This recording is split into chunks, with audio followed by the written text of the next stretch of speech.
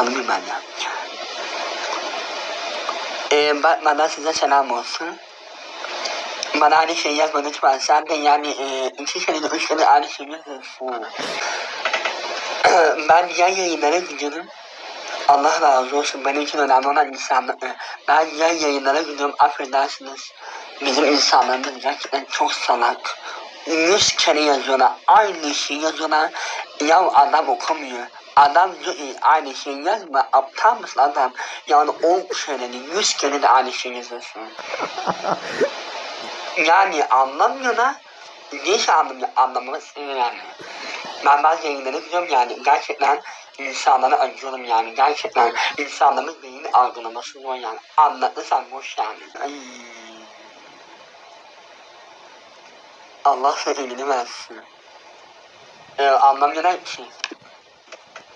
Adam yine yazıyor. Anlamadım bitti. Adam psikolojisi bozulmuş canım.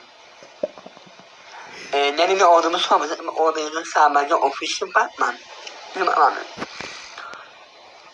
Alihan, teşekkür ederim.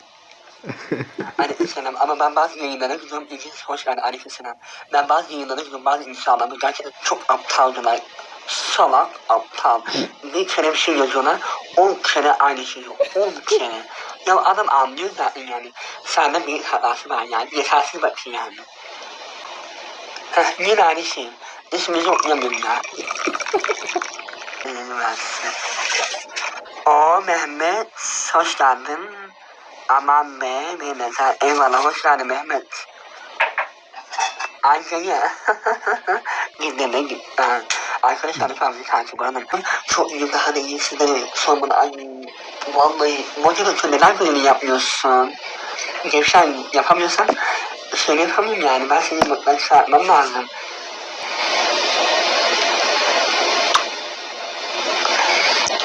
Yani